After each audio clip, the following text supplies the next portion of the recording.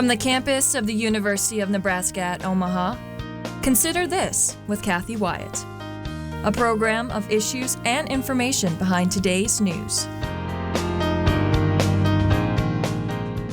The Center and Museum are always focused on creating new ways for the public to connect to and learn about the Great Plains, whether that's through our research, public lectures, annual conference, books, scholarly journals, exhibitions, Artist in Residence program, or any of our partnerships across the region. Hi everyone, I'm Cathy Wyatt. Welcome to the 29th season. In this week's edition of Consider This, our topic, the Center for Great Plains Studies. Joining us to talk more about it are Katie Nieland, the Center's Associate Director and Communications Coordinator. Fran Kaye, a professor of Great Plains Studies. She is one of the Center's founding members. And joining us via Zoom is Will Stoutamire. Dr. Stoutamire is an Associate Professor of History in the College of Arts and Sciences at the University of Nebraska, Kearney. Thank you all so much for being here and welcome. Thank you. Thank you. You bet. Katie, I want to start with you. We're going to put up some photos for our viewers, and as we do that, tell us about the Center for Great Plains Studies. Sure. The Center for Great Plains Studies is a regional and interdisciplinary educational and cultural hub. And really our goal is to get people engaged with the Great Plains, both the landscapes and the people there, the culture, and really, get people excited about this region. We also run the Great Plains Art Museum, which is a free museum in downtown Lincoln. And we are a 4-campus entity, so we have programming at all 4 campuses of Nebraska. All right, when you mention the word region, we're going to put a map up for our viewers. Walk us through what that means. Yeah, so the Great Plains, we set these boundaries based on some geographical, historical, and environmental contexts, but it really goes from the prairie provinces in Canada down to Texas, and then from the Missouri River in the east to the foothills of the Rocky Mountains. Okay, so for what is the center best known?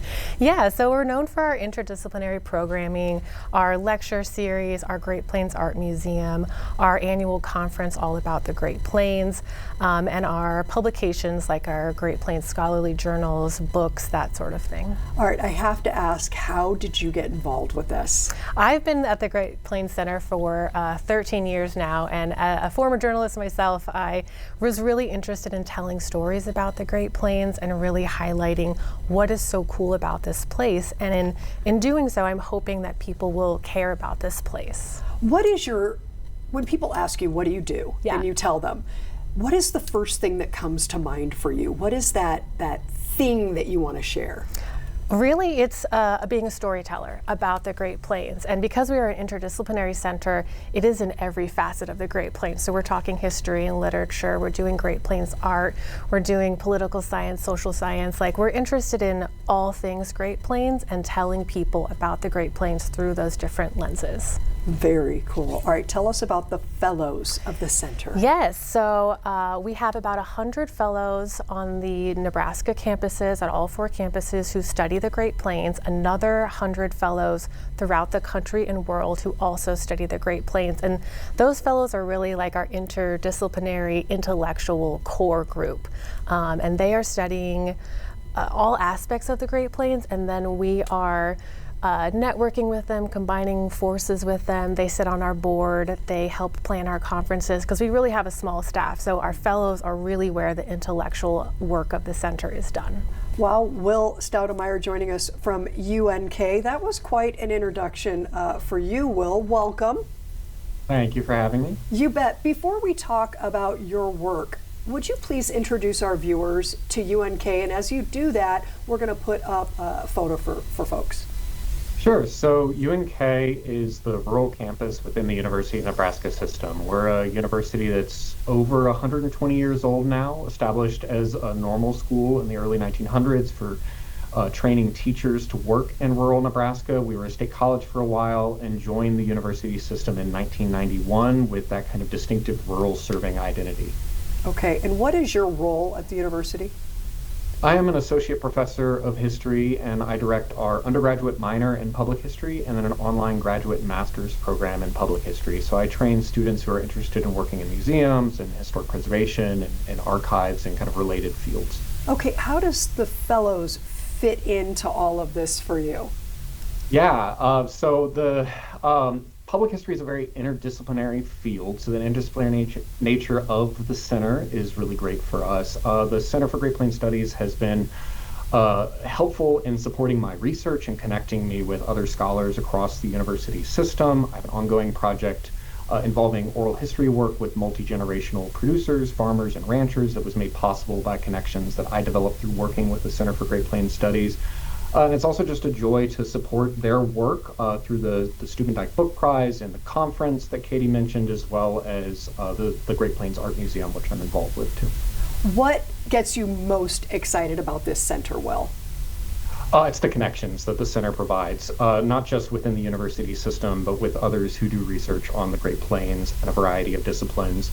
There's really nothing like it anywhere in our region beyond UNL and what the center can provide. So it's really special in that regard. Okay, thank you, Will. Katie, you guys are celebrating 50 years. And before we go forward, I want to go back. And I think the best way to do that would be to have you introduce the lady to your right there. Sure, yes. Well, this is Fran Kaye.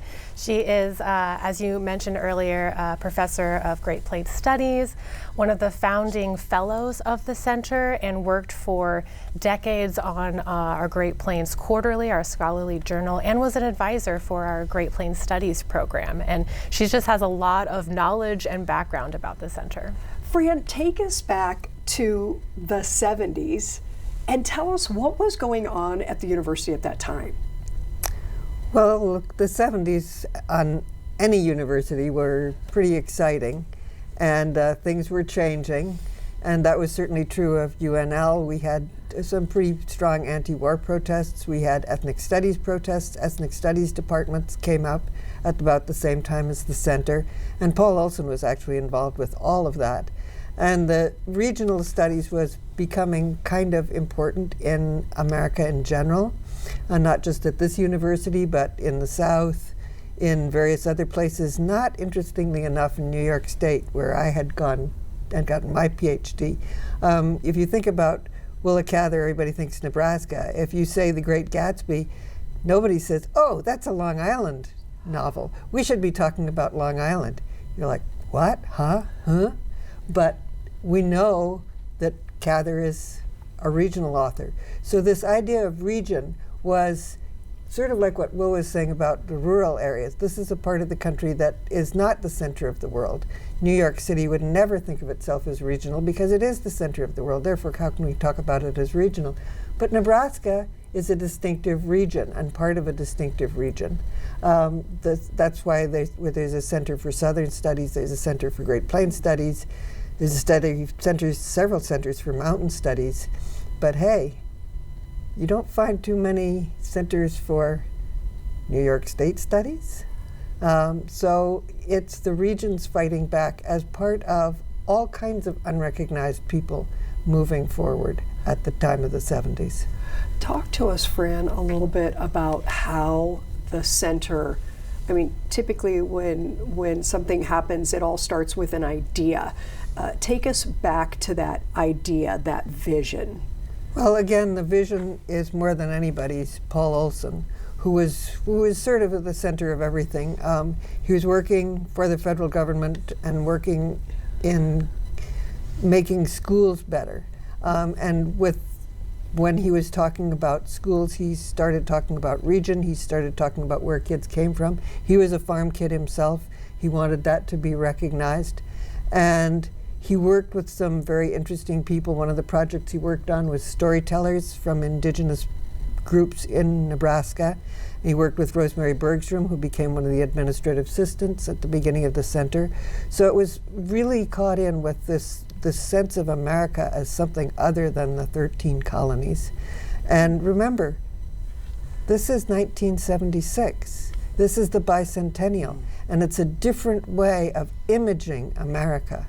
So all of that was part of setting up the center.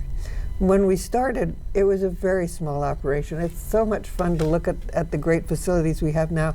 When we first had our speakers, because we had a speakers series right at the beginning, we didn't have any really nice room to do it. We did it in the Episcopal Church, and we didn't have any blackout curtains, so if anybody wanted to show something, Alan Yates, who was in charge of audiovisual stuff in the English department, and I were standing up on the top of couches taping black plastic bags over the windows so that we could show movies. So it's changed quite a bit over the years. Well, in the spirit of storytelling, we do have 4 photos, and if you could please, Fran, walk us through those. We're going to do this one at a time, so if you could briefly tell us the story behind each of these photos. Okie dokie, I'll try. Okay, that's me with Jim McCrory. Jim McCrory was the director of the Prairie Plains Center in Regina, Saskatchewan. And I think we were out at 9 Mile Prairie at one of the symposia. A couple of us, George Wolfe and I, had gone up to Saskatchewan and had, in fact, gone all the way up to Hudson's Bay with Jim. He was a really passionate regionalist, and I'm a Canadian, and I taught Canadian studies, as did George Wolfe, so I was pretty passionate about making sure that Canada was part of the Great Plains. And so that's Jim and me looking over the territory. Wow. I'm not sure exactly what year that would be. And then that's Gary Moulton and John Wonder. Gary Moulton was the editor of the Lewis and Clark papers, and Lewis and Clark wasn't just Lewis and Clark. Lewis and Clark was Lewis and Clark and about 30 other guys, and they all kept journals. And Gary had to go through them all and edit them all and make sense of them and put them all together. And that was a labor of love and a labor of years and years and years. Gary had come to the Great Plains Center from doing the John Ross papers. John Ross was the last traditional chief of the Cherokees in the East. And so he came with a strong sense of Indigenous stuff. And the person he's talking to is John Wonder. John really was a wonder. He really was. He was a wonderful guy. And he was the 3rd director of the Center for Great Plains Studies. And he was the one who got the idea of doing the Encyclopedia of the Great Plains, the Atlas of the Great Plains. He added Great Plains Research to Great Plains Quarterly, which is our original magazine. And he was really good at whipping people up to get stuff done. Okay. And that would be the building that we're in now. As I said, we didn't have very good digs to begin with, and it was so exciting to just have a place where we could have our own stuff. Yeah. And then we got the gallery.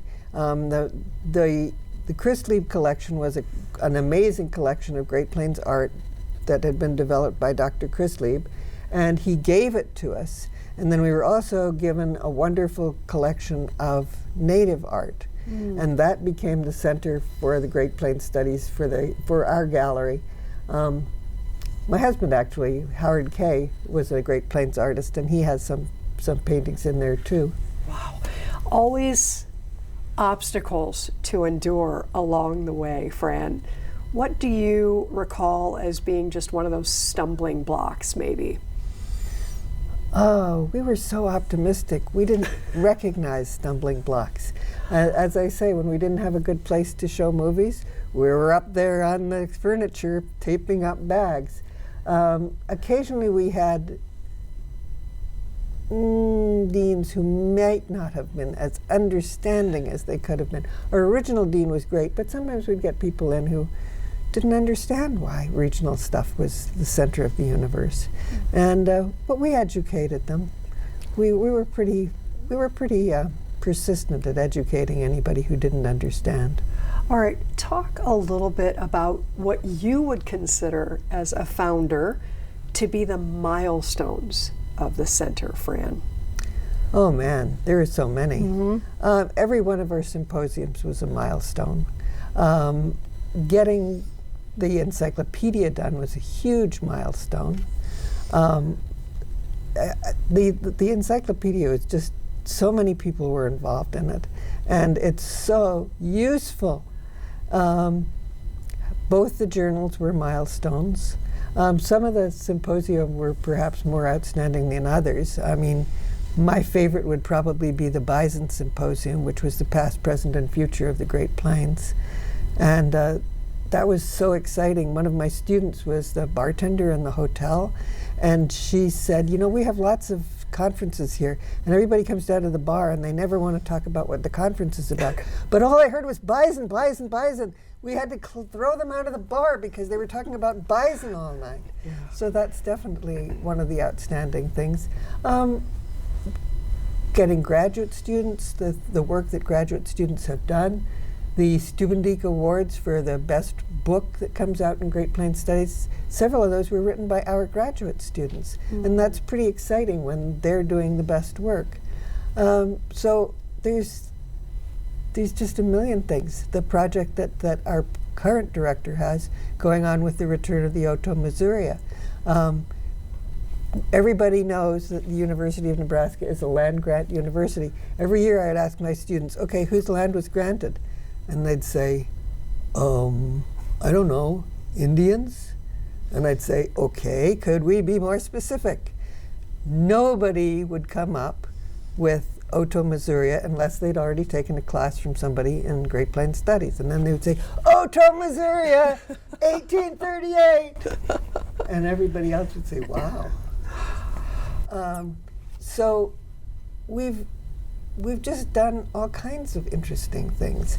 And now to bring back the people who belong here, and to recognize that my granddaughter is Native. She's Omaha and Dakota, but she's part of a group that worked with welcoming back the Oto and Misuria. It was all these young Native kids.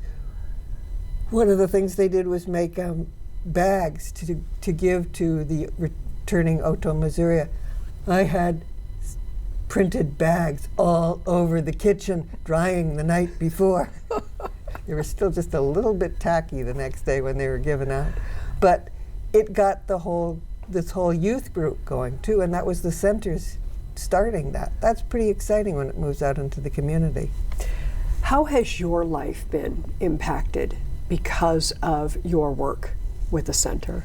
Oh, it's been great. It really helped me. I got a couple of Fulbrights to Canada. That was partly because of that. I got to know lots of Canadian scholars. We acquired a wonderful collection of books through a collector in Regina, who I had met through that. We still have that. I got to go to the trip to Churchill. Polar Bear Capital of the Year is maybe not Great Plains Studies, but we had to go through the Great Plains to get to the polar bears. So it's really helped me with my Canadian connections and with my sense of the region and the importance of region, and being able to talk about things like the Laramide orogeny, which sounds so sexy, and it just means that's when the Rocky Mountains grew up and created the Great Plains, because they blocked that west wind that was damp. And so I can talk about geology, I can talk about geography, I can talk about Indigenous people, I can talk about various settlers, I can talk about soil groups. Oh man, I can get so excited about loess soils. You would not believe how excited I can get about loess soils. So it's really shaped my whole way of seeing the world. What do you believe is yet to be done, Fran? My thing in the last 30 or 40 years has been social justice. And I work in the prisons. I work with people who get out of prisons. I am very aware of the over-incarceration of Indigenous people and how that works on the Great Plains. I see that particularly in Canada, where more than 50% of the people who are incarcerated in the province of Saskatchewan are Native. And I want to be talking about not just the happy stories, the return, the youth groups, but I want to be talking about how social justice works on the Great Plains and what it means when we build places like Tecumseh as a prison and how that affects us. And to me, that's something we have not really worked with a great deal. And I'm sorry, because as I say, this came up at the same time as the ethnic studies departments. And I would like to be, that's what I would like to be working with. And of course, obviously, agriculture, climate change. We're watching climate change now, and it's very obvious on the Great Plains. We can see it. The pond at my house that I've had for 50 years is dry. The pond above it is dry. Guess what? They're the reservoir for our well. We still have water coming out of the well. How long is that going to last? I want to know that. I think everybody wants to know that. What does it mean when we lose so many bugs? Will my wrens come back? What's going to happen? Are we even going to be able to live here anymore? Is it going to be just droughted out? What's going to happen? And I mean, the center's already working on that a lot, and with other groups in the university. But we ain't going to have no Great Plains if we don't pay attention to climate change. Katie, let's talk about what you are doing. So we have about 6 minutes remaining. I do want to get to this vision and the future and your conference, right? So talk a little bit about that, starting with the theme. Yes, so the theme for this year's conference is Great Plains Future. So we're looking 50 years in the past and then 50 years into the future. And we're looking at a few different categories. We want to talk about environmental futures. We want to look at Indigenous futures. We're talking about migration and demographic change, how that will change on the Great Plains. And then also talking about reimagining rural futures, like what does it look like for small towns across the Great Plains? Okay, we're going to put up a graphic for our viewers just so they can maybe put some faces to names here regarding the conference. These are your presenters, yes? Yes. So briefly, in the time we have remaining, walk us through, I think we have so many conferences nowadays. What I really want to know is what those people who are attending can expect to take away from this thing. So go ahead and briefly tell us who we're looking at here. Yes, so these are our conference keynotes, and the important things about our conferences are they are not for just scholarly people. Like this is a conference that anybody can attend and learn something about the Great Plains in all these different categories. So we have Danielle Boyer there on the left, who is making robots for kids to teach them her Indigenous language.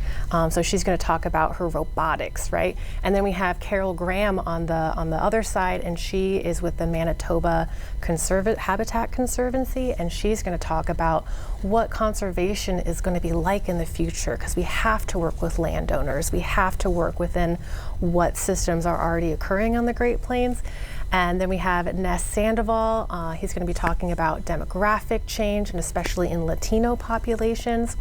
We have Neil Linscheid, and he's going to be talking about small communities and how doing just like a few different things with your community can make it stronger. And then there in the middle, we have Shaylin Romney Garrett, and she's going to be speaking with the Ian Thompson Forum as well. And she's going to be talking about rural America and really how we can come together. Okay, paint a picture, because I would imagine you're going to get newcomers, but you're also going to get people who are like, oh, it's time for the conference again, I got to get back there. So paint a picture of what they can expect once they walk through the doors. Sure, so we have those keynotes that I mentioned. Then we also have a bunch of panels with people talking about their work in these individual kind of like theme areas, but it will be very interdisciplinary, and it will be very easy to understand, so anybody can come and enjoy it. We also will have a film, a documentary on the Lakota language as one of the night's activities, and then we will also have a teach-in with the Oto-Missouri tribe at the Sheldon Museum, and that will sort of be like some background information about the tribe, which we've been working with, as Fran said, for the past 3 years on this larger project. Okay, thank you. I want to, in just the minutes we have remaining, I want to bring Will back, and I would like to ask each of you for some final thoughts. I mean, this is a big topic, very important, and obviously a very important year for all of you. Will, in about a minute, could you just offer some final thoughts for our viewers on this Center for Great Plains Studies? Oh goodness, I think Fran did such a wonderful job describing why this place is so important. I think the conference coming up and thinking about and envisioning possible futures for the Great Plains that are inclusive of a wide variety of people is instrumental to thinking about the future of this place that so many of us call home. My own research deals with issues of resilience on the Great Plains, and in the face of climate change and economic turmoil, all of which is an ongoing concern that is affecting our rural communities and our farmers and our ranchers. And the Center for Great Plains Studies is, I think, uniquely positioned to be at the forefront of a lot of those conversations about what the future is going to hold for us, and to help conscientiously shape what that future becomes. Okay, thank you, Will, very much. Katie, what about you? I think what the Great Plains is going to be in the future, that doesn't come from one person. That answer doesn't come from one discipline. It comes from all of us thinking collectively about this place and what is important to us. And so I think with our work going forward, we're always going to try to tell these unknown stories. We're always going to try to push what we know about the Great Plains and tell people about how great it is. Okay, thank you. Fran, for viewers who are joining us a little bit later, is a founding member of the Center for Great Plains Studies. We have about a minute, Fran. What would you like to add? Well, if we're talking about the future, we're living in a time when rural and urban seem to be almost different worlds. But I watch the Great Plains Studies classes, the Great Plains Studies journals, and rural and urban are the same world. It's the Cowboys and Indians Alliance all over again, the CIA. We see in looking at the Great Plains ways that we're not two different people. We're all one people. We're all interwoven. We're all interwoven with this land. We understand ourselves through this land, and we are neighbors. We need to work together to protect this fragile land on which we all depend for our very survival. Beautifully said. We're talking about the Center for Great Plains Studies today. Folks wanting more information, we'll put that graphic up for you now. plains.unl.edu, that phone number 402-472-0602. Katie, Fran, and Will from UNK, I want to thank all of you for sharing your time and expertise, and of course, wish you the very best in the next 50 years to come. Thank you so much. Thank you. Thanks to our students who are working so hard behind the scenes, and of course, to all of you for watching. We'll see you next week.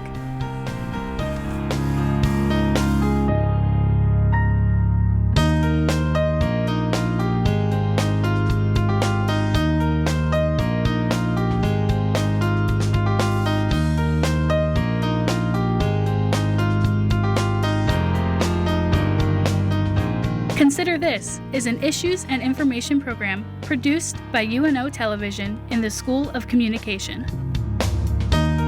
More information and program archives can be found at nebraskapublicmedia.org/considerthis. If you'd like to share your comments about this program, call the UNO School of Communication at 402-554-2600 during regular business hours. Or send an email to cwyatt@unomaha.edu. You are a maverick.